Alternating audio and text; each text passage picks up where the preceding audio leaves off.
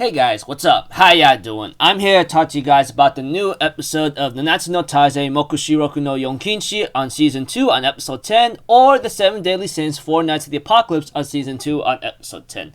This episode right here was actually pretty cool, and it's nice to see how things are a little bit different with like everyone else, and how green certain people can be when it comes to their powers. Not to mention,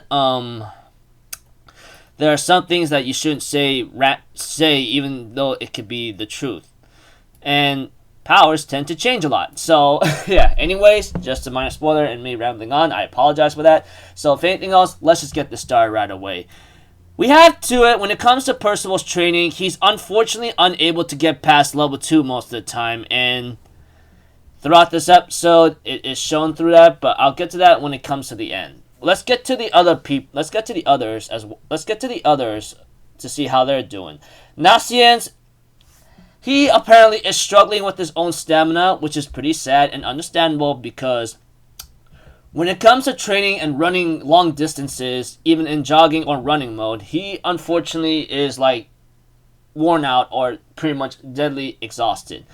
Reason being is because he never, I think the way I look at it, he never really worked out or maybe trained his entire life. Of course, like him, he had like the potions and medicines he had to like keep them in check, but Lancelot says you can't use that, okay? You need to work on your own physical body, which is understandable. Your reliance on certain things to keep your body in check or to help you out is going to be a hindrance. Imagine that being gone and you like him get exhausted right away. So, understandable. As for An, we get to know what her magic ability is. Well, in terms of her magic ability of knowing if they are lying or not, or telling the truth, her magic ability changed tremendously. For example, these are the parts of it. 1, it can only be activated by An when she's asking the question. 2, make any lies or tell any deceits, you'll be destroyed or you'll be pushed down by heavy gravity, which is what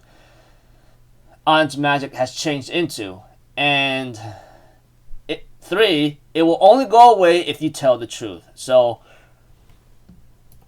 pretty much some crazy stuff. So pretty much like that's the way how I get to it. It's like for example, you can't lie in front of An when she's asking a question because 1, you'll be pushed down by heavy gravity if you do. However, there is some cons to it. It can only be activated if the person answers the question in the lying way. So you can imagine if they don't talk, An's magic power is pretty much useless. But most of the time, people tend to talk anyway, so it's pretty complicated. So you can't lie in front of her, or you're gonna be pressured by heavy gravity. So if you get pressured by that heavy gravity, you'll have to tell the truth and admit you're lying. So that's about it. Other than that, when it comes to Tristan's sparring with one of the demon realm warrior inhabitants or knights, it looks like Tristan is very green. If I have to really spill it to you without a lot of detail, this demon inhabitant who serves under Zeldris, he apparently easily demolished Tristan like no tomorrow. Like he wanted to see what Tristan is capable of, but he literally defeated him like very easily, saying like you have no control over your god's powers or your demon powers. So that pretty much shows that I could take care and protect Percival than you ever could. So I think his name is Schwartz. I don't know how to pronounce his name, but his name is Schwartz or Scorts. However you, let me see here. Let me how to pronounce it. Like Shibrats or something, or Scores or something like that. Sorry, it's just like very hard to pronounce since it's a different kind of like possible pronunciation of a different language. I don't know. But all I can really tell you is that this demon challenges Percival into a sparring match and he easily demolishes him.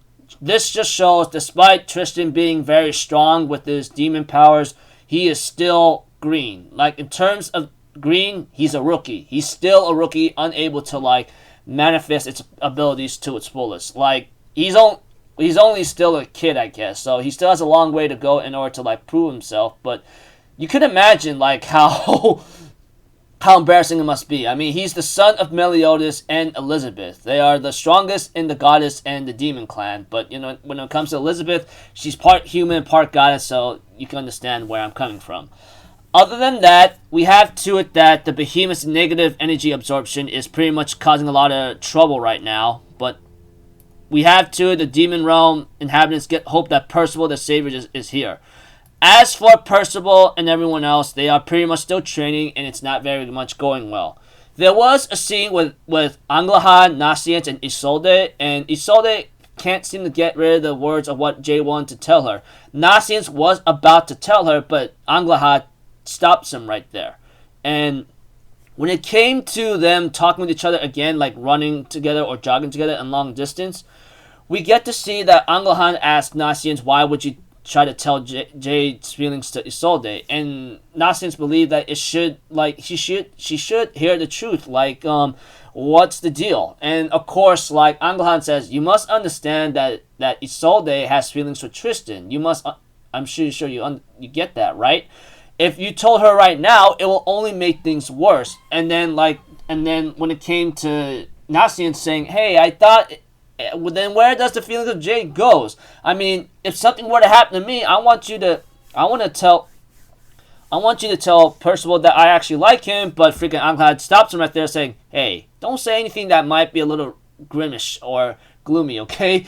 But other than that, Donnie's training, he's not getting anywhere, sadly. He tried to lie his way out thinking that his training is good, but Anglahan knew that he was lying and the gravity of the pressure was killing him. I'm thinking in my mind, this guy is freaking annoying. Well, I will tell you the truth. He does get annoying, but he gets better over time. He's just that kind of character that has a cowardly trait, but he's willing to give his best to like work hard for those he cares about. So that's just how it is.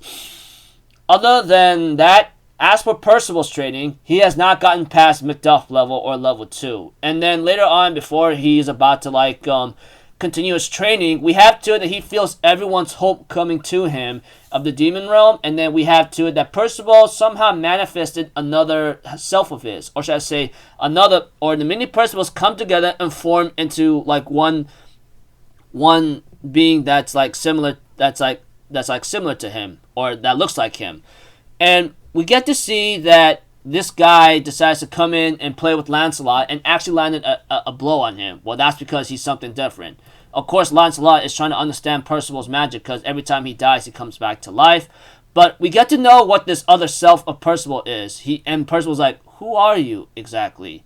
And therefore, he explains that his name is Zarura Endu. And that's it.